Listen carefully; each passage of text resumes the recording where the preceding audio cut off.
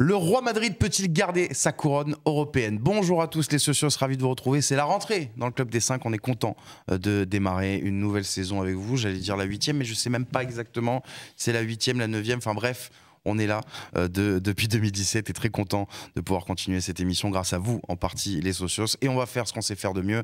Parler de football européen avec la reprise, le retour de la Ligue des Champions, même j'ai envie de dire le démarrage de cette nouvelle Ligue des Champions, ce nouveau format. Et quoi de mieux pour parler de la compétition reine que de parler du roi, bien sûr, le Real Madrid, qui revient avec l'ambition peut-être d'accrocher une deuxième compétition et pourquoi pas, un petit peu marquer les esprits avec notamment l'arrivée de Kylian Mbappé. On va parler de tout ça avec un beau plateau, bien sûr, pour m'accompagner. Monsieur Walid Acharchour est avec nous. Salut Sam, salut Elton, salut à tous, salut aux Madridistas et salut aux... Et pas que. Salut aux observateurs du football. Et aux fans de Stuttgart aussi. Et aux fans de Stuttgart qui nous écoutent. Qui retrouvent la Ligue des Champions. Je pense, Je pense qu'il y a beaucoup on est très écoutés. Cet été, quand j'étais en Allemagne, ils m'ont dit on est... Grands fans de cacao et de Kurani. L'ancienne Khedira, c'était... Ouais. Arthur Boca aussi. Ouais. C'est ça. L'âme avait commencé à Stuttgart. Tout à fait, bien sûr. Il a été prêté là-bas. Ouais. Voilà, une belle époque. On les salue. Comment ça va? Ça va très bien. Reprise, mais toi, t'as déjà bien repris, quoi. Oui, bah oui. Est-ce qu'il a très content de retrouver le Club des 5 qui était en vacances. Mais l'âme du Club des 5, même en vacances, perdure. Plane sur le PAF. Plane un peu partout. Donc c'est toujours... Ils sont partout, dans les campagnes. Exactement, c'est totalement ça, c'est le même. Mais donc très très content de retrouver le Club des 5 parce que je pense que cette année on va encore se régaler. Ouais. Petite interview d'ailleurs qu'on a sortie il y a quelques jours de Timothée Kolosijczak, c'est compliqué à dire, de Kolo. Je vous invite à aller la voir, hein. On va avoir une belle saison. On a eu des bons aussi. retours encore. Et on va avoir une belle saison de Ligue 2 sans Bordeaux, mais avec pas loin du studio avec le Paris FC et le Red Star bien sûr. Elton Mokolo. Salut Sam, salut Walid. Comment allez-vous, monsieur? Salut à toutes les personnes. Écoute, ça va très bien. Très content de revenir au Club des 5. Tout en bleu aujourd'hui. Ouais, tout en bleu. Voilà, tu vois, on est sur les derniers jours de l'été, donc on en profite. Si tu veux, j'ai vu le fameux badge Club des 5 et tout. Moi, ça m'a fait plaisir. Ah, c'est bon, ça t'a remis du sourire aux lèvres. N'en fais pas trop. Ah, mais si. N'en fais pas trop, parce que t'es arrivé, t'as pris une photo et après tu t'es posé comme ça. Si. T'as pas vu si enthousiaste que ça. C'est une ambiance qui est incroyable. Une ambiance qui est particulière, extraordinaire. Extraordinaire. C'est bon. Non mais bon, au moins on retrouve Elton Mokolo. Tout est sincère. Les socios vont voir qu'il n'a pas disparu. Très content d'être avec vous les socios, qui nous regardez sur YouTube, qui nous écoutent en podcast. Vous êtes très nombreux, notamment cet été avec les interviews, avec les contenus sur l'Euro. On est très content de voir aussi que sur cette plateforme-là, on peut vous plaire et vous fidéliser, surtout que je ne sais pas si vous avez vu, même pour les JO, le podcast du Club des 5 a été cité parmi les références des podcasts français. Donc voilà, merci à vous les socios. Par Apple qu'on salue. Exactement, par Apple. Quand même, hein, petite société, petit maraîcher du 15e. Donc voilà, on vous salue, merci de nous donner cette force-là. Et puis on salue aussi tous ceux qui sont avec nous depuis très longtemps dans l'aventure YouTube. Le Club des 5, ça reprend avec la Ligue des Champions, avec donc l'entrée en lice du Real Madrid. Le Real Madrid qui est une vraie attraction cette année. L'arrivée de Kylian Mbappé, bien sûr, je ne vous l'apprends pas. Aussi potentiellement un joueur qui sera Ballon d'Or dans quelques semaines parmi l'effectif, on ne sait pas lequel, mais il y en aura un. Une équipe qui est bien sûr championne d'Europe en titre, championne d'Espagne en titre. Bref, il y a quand même pas mal de choses, il y a quand même pas mal d'attentes plutôt autour de cette équipe. Une équipe qui a encore gagné ce week-end, Elton 2-0 face à la Real Sociedad avec un but de Vinicius sur penalty, un deuxième penalty transformé par Mbappé. C'est un peu voilà, on est dans le partage dans ce début de saison madrilène. Cependant, on va pas se mentir. C'est un début de saison qui est un tout petit peu mitigé dans ce qu'on peut voir sur le terrain. À l'échelle du Real, c'est pas satisfaisant. Parce que quand on parle du Real Madrid, on ne peut pas voir le verre à moitié plein. C'est-à-dire que quand le verre est à moitié plein au Real Madrid, on le balance. Parce que le Real Madrid ne vit que d'exigences. Et donc, par rapport à ça, je vais m'en référer à ce qu'a dit Carlo Ancelotti. Le Real Madrid ne méritait pas de gagner face à Real Sociedad. Mais ça rejoint la réalité du Real Madrid cette saison, sur ce début de saison. C'est que même si, bien évidemment, tu as un titre contre l'Atalanta du côté de Varsovie, à côté de ça, tu as possiblement 4 points de retard par rapport au Barça. Et que surtout, au niveau du jeu, c'est une équipe qui doit se redécouvrir. Ça paraît fou. Parce que quand on parle du Real Madrid, champion d'Espagne, champion d'Europe en titre, on pourrait se dire Ok, Kylian Mbappé est arrivé, ok, Henrik est arrivé, donc on sera dans une forme de continuité. Mais c'est la beauté aussi, la complexité du football. Tout est à refaire. Parce qu'à côté de ça, tu as eu le départ d'Anthony Kroos qui a eu un impact sur cette équipe. Et donc, le Real Madrid est en train de se retrouver en tant qu'équipe. Mais la difficulté majeure, c'est que tu dois t'inventer une nouvelle équipe tout en restant compétitif parce que tu es le Real Madrid. Et quand tu es le Real Madrid, c'est le jugement permanent. C'est-à-dire que même un match nul à Las Palmas, eh ben, ça fait scandale. Parce que derrière, on va te dire, tu as perdu 2 points et tu es derrière le Barça. Parce que ton miroir, c'est le Barça en Liga. Et là, va arriver la Ligue des Champions où le Real Madrid n'a pas... Le miroir Barça cette année est plutôt sexy en plus. Exactement. Et là, va arriver la Ligue des Champions. Tu es le roi de la compétition. Tu es condamné à gagner. On a le sentiment, Walid, qui se retrouve un peu dans le fameux qu'on avait, nous, connu quand on était très jeunes, le casse-tête un peu galactique qu'il peut y avoir au Real quand tu combines plusieurs stars, plusieurs individualités. En plus, comme l'a dit Elton, retrouver un équilibre avec le départ de Toni Kroos, tout en y ajoutant un joueur comme Kylian Mbappé, avec un Bellingham qui a plus le même statut qu'il y a un an, avec un Vinicius aussi, qui est encore plus important qu'il l'était. On se dit que pour arriver, et ça se traduit sur le terrain, pour arriver à trouver la bonne formule, va peut-être falloir être patient. Oui, bah, c'est en fait le Real Madrid aujourd'hui, c'est l'attraction football.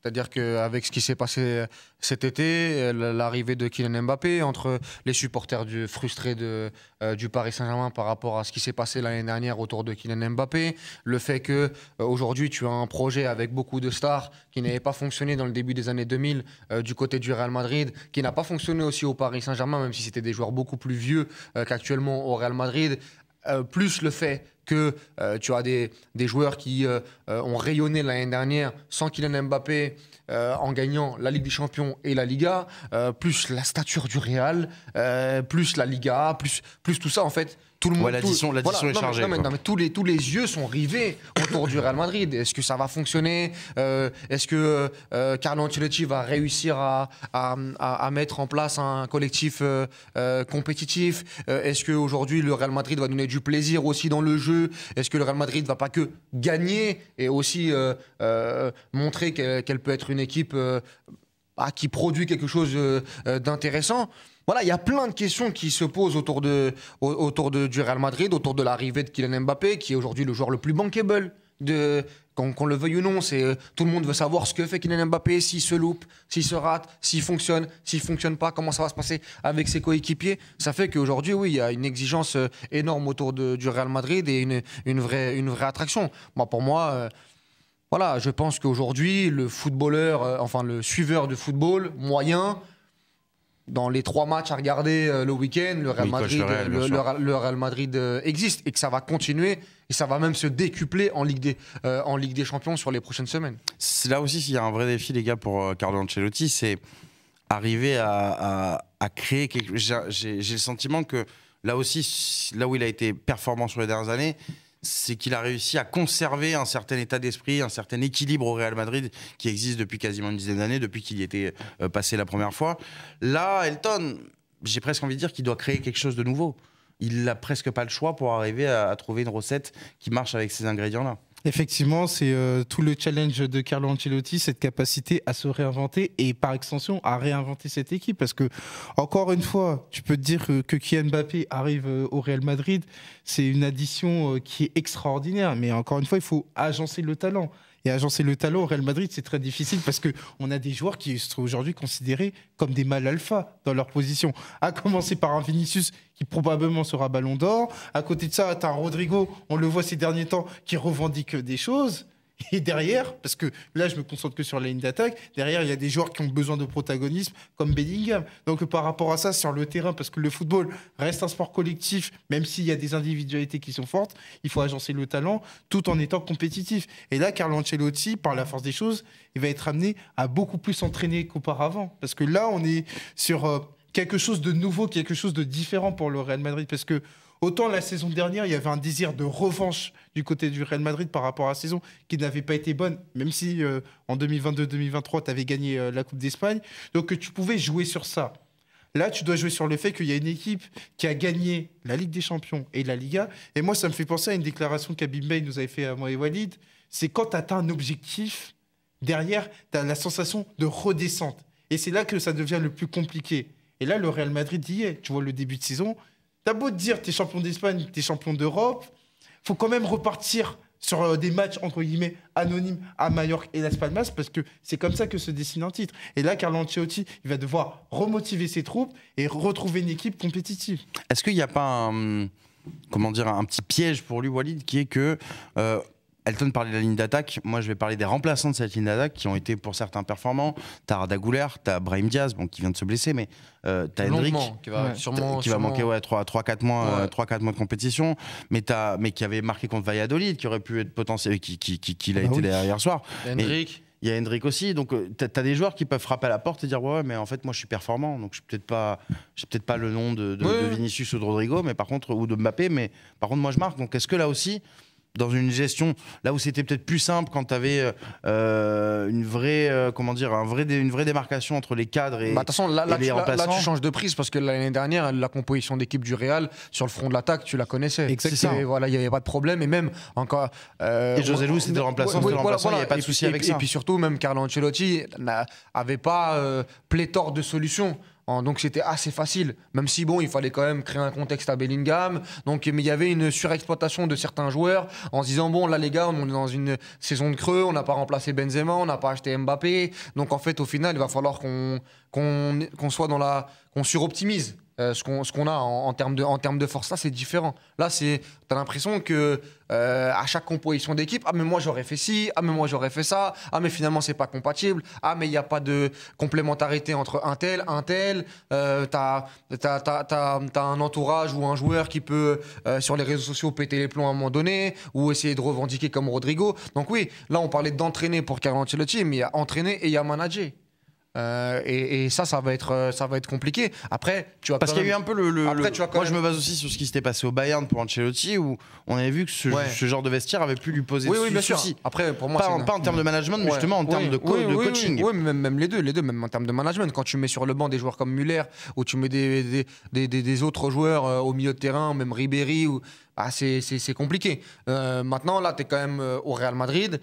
À voir. C'est pour ça que c'est assez excitant en fait. Les débats sur le Real Madrid, c'est de se dire, est-ce que finalement le fait de superposer des grosses individualités avec des gros égos, est-ce que c'est possible au Real ?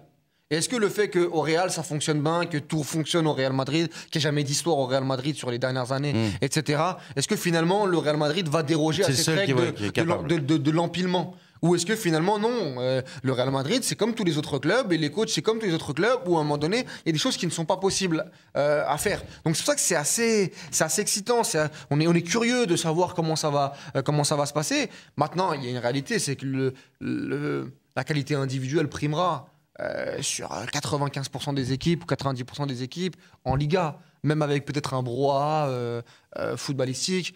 Contre la Liga, j'ai l'impression de dire on s'en fiche. Non, mais au-delà de ça, contre Majorque, ça doit gagner, ça ne gagne pas. Contre Las Palmas, c'était quand même supérieur pendant un bon bout de temps. Tu as des occasions, ça doit à un moment donné revenir au score ou gagner, ça gagne pas. Même si Las Palmas fait des bonnes choses sur la première mi-temps. Tu vois, contre Valladolid, la première mi-temps n'est pas bonne, mais au final, tu gagnes 3-0. Tu as le sentiment quand même qu'au final, ça passe. Là, hier, contre la Real Sociedad, tu te fais bousculer, ça passe quand même, parce que tu as quand même une facteur individuel dans les deux surfaces de réparation qui fera que. Mais après, à voir sur la Ligue des Champions, à voir sur la Liga par rapport à ce que propose le Barça aussi. Mais ça va être intéressant. J'ai envie de rebondir sur un très bon terme de Walid, c'est la surexploitation, parce que l'année dernière, il faut décrire le panorama, on était sur une équipe qui était hétérogène. Attention, le banc a été qualitatif, mais à la base, c'était hétérogène. Pourquoi je te dis hétérogène ? Quand tu as Rossellou, qui vient de l'Espagnol, qui vient de descendre de Ligue 2, quand tu as Brahim Diaz, qui revient de l'AC Milan, quand tu as Arda Güler, qui vient de Fenerbahçe, qu'est-ce qu'ils peuvent faire, les trois, là ? C'est profil bas. C'est profil bas parce qu'ils viennent d'arriver et tout. Ils sont dans des clubs qui n'avaient pas autant d'éclat que le Real Madrid, donc ils sont obligés de faire profil bas. Là, cette saison... Brahim Diaz, il a été déterminant dans la campagne en Ligue des Champions. Arda Güler, il a été renforcé par son Euro. Et à côté de ça, ton remplaçant aujourd'hui, numériquement par rapport à Rossellou, c'est Hendrick qui est numéro 9 titulaire au Brésil. Mbappé. Et donc, qui est un crack mondial. Et donc, voilà. Par rapport à ça, c'est pour ça que je veux rebondir sur le terme de Walid. Là, tu passes de surexploitation à ne pas tomber dans la sous-exploitation. Pourquoi je te parle de sous-exploitation ? C'est qu'à un moment donné, à la 60e, quand ça va être serré, quand le résultat ne sera pas acquis en faveur du Real, qu'est-ce que Carlo Ancelotti va faire ? C'est ça. C'est-à-dire que s'il voit que ça ne marche pas, Vinicius, Kylian Mbappé, à 2 degrés moindre, Rodrigo, qui va sortir? Et ça, c'est des thématiques qui vont être très intéressantes sur la capacité à manager de Carlo Et Ancelotti. puis surtout, il y a un autre paramètre. On a parlé du secteur offensif, mais il y a surtout le milieu de terrain avec la perte de Toni Kroos. Où quel sera le bon Tchouaméni tri- s'est blessé quel en sera- plus, qui quel- avait fait un début de saison compliqué. quel sera le bon trio? Est-ce qu'un Valverde qui a été énorme depuis le début de saison, comment l'utiliser? Dans quel rôle? Est-ce que Modric peut encore donner des Parce qu'il a plus d'une demi-heure, quoi. Ouais, est-ce qu'il peut encore donner du jus dans cette équipe du Real Madrid? Ou tu as senti que là encore contre la Real Sociedad que c'était pas le Modric qu'on a connu sur les dernières années? Voilà. C'était Modric, là. Camavinga qui est blessé. Il y a ce paramètre milieu de terrain aussi pour moi qui conditionne le paramètre offensif. Ouais, Parce que sur ça, il va falloir que Carlo Ancelotti, dans les grosses équipes, dans les grosses échéances, le règle. Pour pas avoir une équipe déséquilibrée et pour avoir surtout une espèce de cohérence, de fil conducteur dans le jeu. Aujourd'hui, on a un échantillon qui est quand même intéressant parce qu'on a 5 journées de Liga, un match de Super Coupe d'Europe, donc 6 matchs. Donc on peut faire un premier bilan du côté du Real Madrid. Tu n'as plus le premier relanceur qui était Toni Kroos. Et ça, c'est très important. Et moi, ce que j'ai noté face à Real Sociedad, c'est que comme Tchouaméni n'était pas là, c'est Fede Valverde qui était initié à la première relance. Mais Fede Valverde, on sait très bien qu'il a davantage des qualités de box-to-box, aller attaquer le camp adverse. Donc ça va être très intéressant de voir. Tchouaméni n'a pas été très convaincant sur le début de saison. Exactement. Moi, ce qui va m'intéresser, c'est de voir comment cette fameuse première relance va s'organiser. Parce que si tu ne règles pas cette problématique, le Real Madrid sera en difficulté. Alors, parlons de Mbappé quand même, parce que sans vouloir essentialiser le débat autour de lui, ni la saison du Real autour de lui, c'est quand même une grosse attraction et surtout une grosse question cette saison. Comment va-t-il s'adapter? Là, justement, il est en pleine adaptation. Le premier match, Walid, avait été intéressant, notamment dans les déplacements, la Super Coupe d'Europe face à l'Atalanta. Depuis, c'est vrai que moi, ça n'a pas été son meilleur match pour moi. Ça n'a pas été son meilleur match, mais je veux dire, Mallorca, j'avais préféré. Pour une première, on avait trouvé que c'était plutôt encourageant. Derrière, ça a enchaîné un peu plus les hauts et les bas. En fait, c'est pas forcément collectivement comme Mbappé est assez inquiétant, c'est plus individuellement où il semble encore perturbé, encore un peu moins fort. Oui, enfin, il y a eu des moments où c'est vrai que techniquement, il y a eu des situations de jeu assez inquiétantes. Mais moi, je trouve que Mbappé, il est dans le bon depuis le début de saison. Alors, bien évidemment, le curseur autour de Kylian Mbappé a baissé par rapport à son Euro et par rapport à ce qu'il a réalisé sur la saison dernière au Paris Saint-Germain, malgré les stats extraordinaires qu'il a eu, surtout dans le contenu, dans le rapport au jeu, dans le rapport au ballon, dans le rapport au collectif, et comment il s'insère dans un collectif. Mais par exemple, si moi je le dis depuis le début de saison, si on doit comparer avec Vinicius, alors que Vinicius joue côté gauche, moi je trouve que Mbappé se défend plutôt bien. Il est même parfois meilleur que Vinicius, où je trouve que Vinicius a beaucoup de déchets.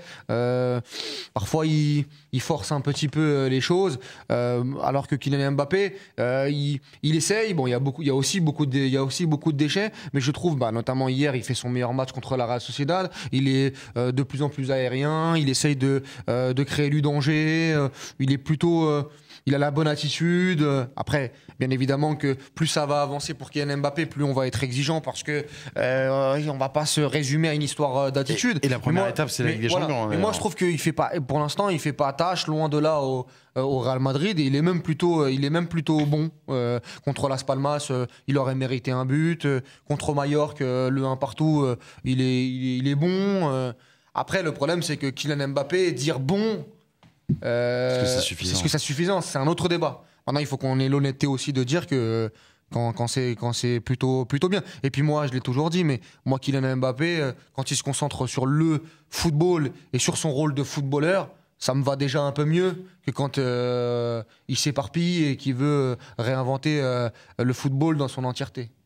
Pour le coup, il y a une indulgence à voir quand même à Elton avec Mbappé, qui arrive dans un nouveau club et pas n'importe quel club, qui va jouer un poste et pas n'importe lequel non plus au Real, au vu des joueurs qui y sont passés les dernières années.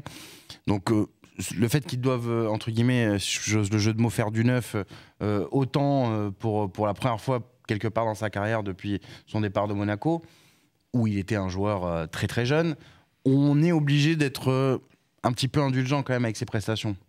Non, mais aujourd'hui, Kylian Mbappé doit se trouver une place au Real Madrid. Ça peut paraître fou et il y a sûrement des gens qui vont nous insulter en nous disant mais qu'est-ce que vous racontez?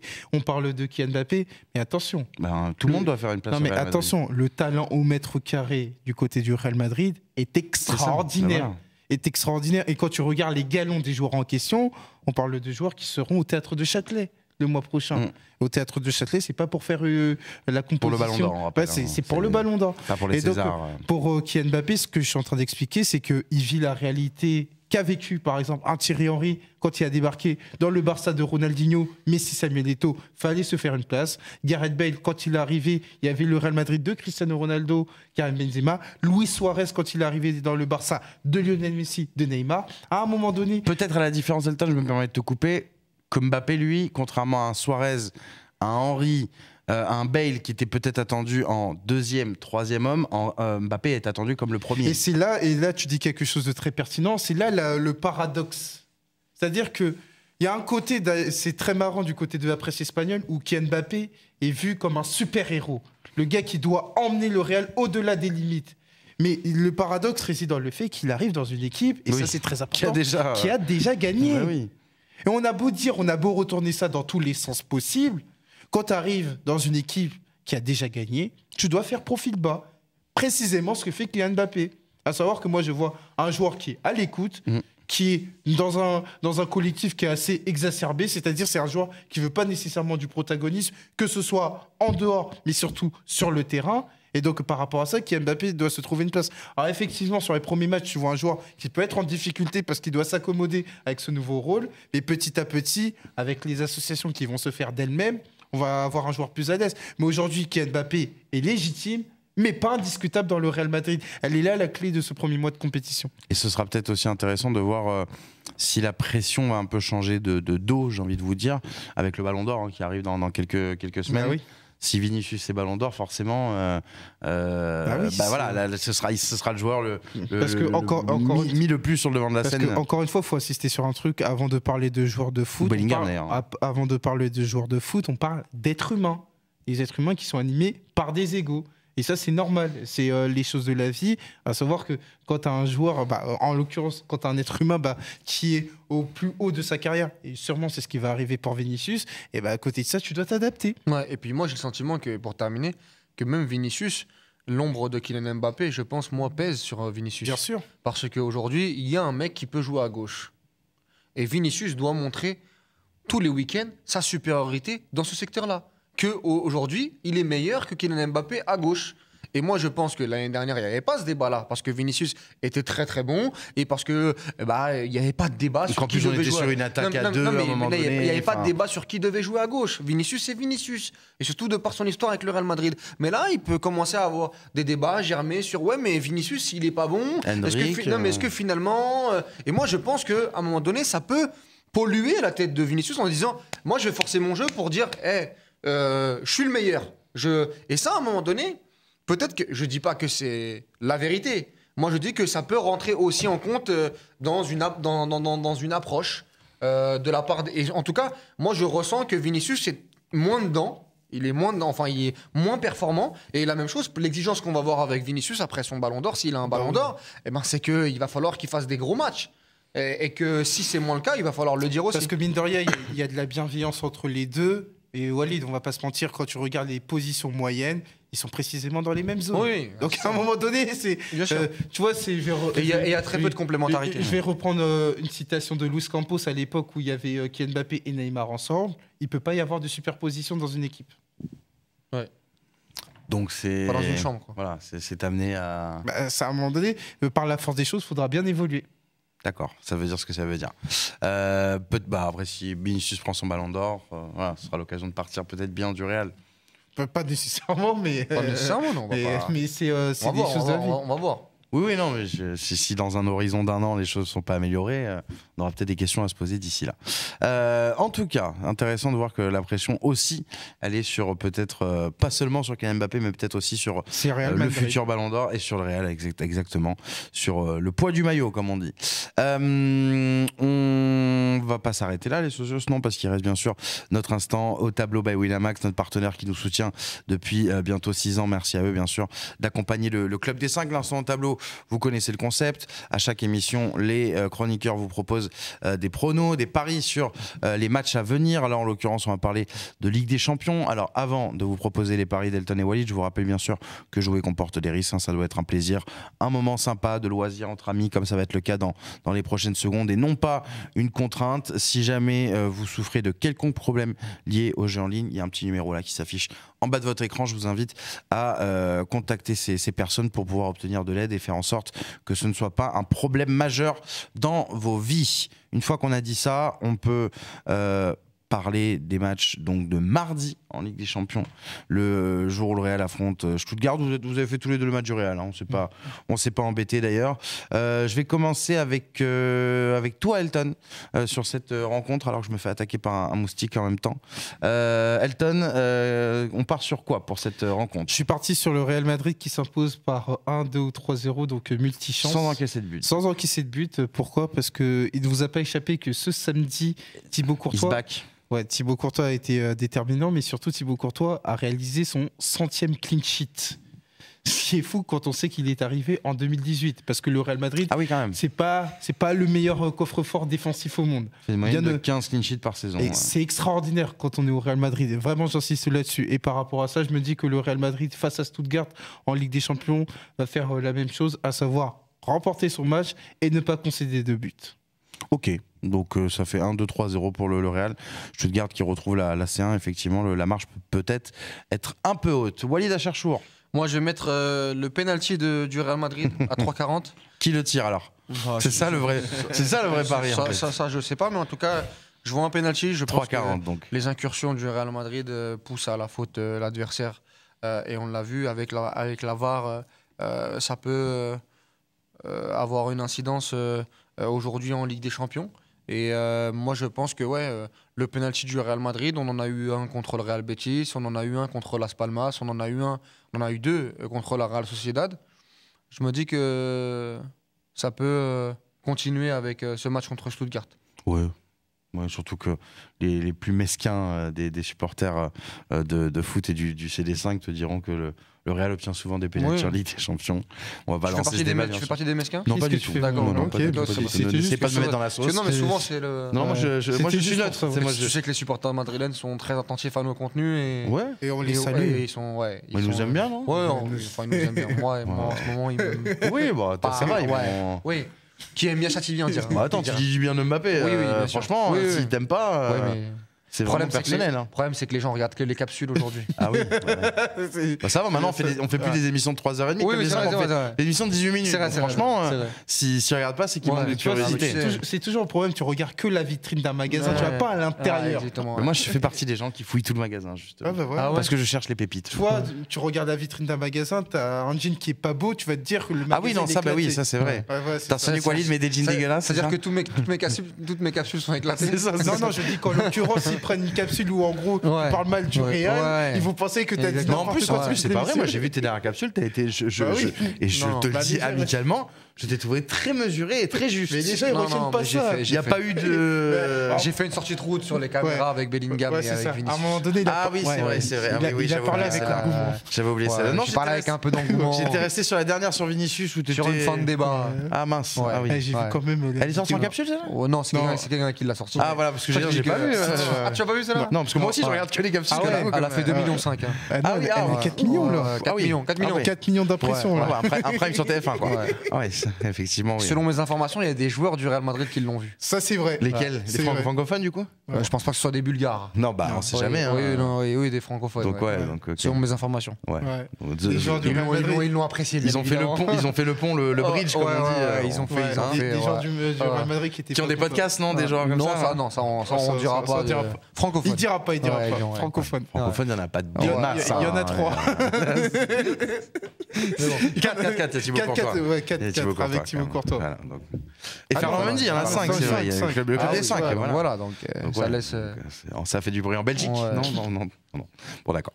On referme la page, bien sûr, au tableau by Winamax. Merci à notre partenaire de nous accompagner. On referme aussi cette émission en espérant qu'on n'aura pas. Enfin, 4 millions de vues, à la limite, pourquoi pas.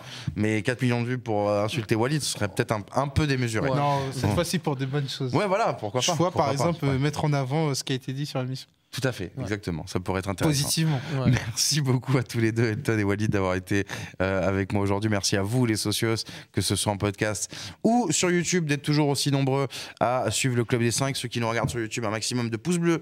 Bien sûr, vous connaissez la méthode, vous connaissez le geste. Ceux qui sont en podcast, merci encore une fois d'être aussi nombreux à nous écouter. On va continuer à vous proposer pas mal de contenu toute la saison pour pouvoir égayer vos trajets en transport tous les matins. Le Club des 5 donc revient très très vite sur la chaîne. Merci à Fares Hachem qui a réalisé cette émission. Il y aura une deuxième émission également dans les prochaines heures à suivre sur le Paris Saint-Germain.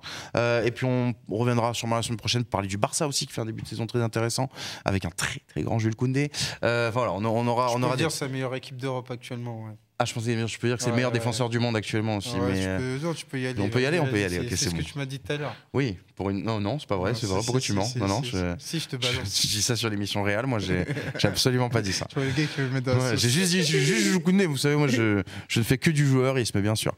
Merci à tous donc d'avoir été avec nous. Suivez bien sûr le Club des 5 pour les prochains contenus qui arrivent. Et on vous dit à très vite sur la chaîne. Ciao.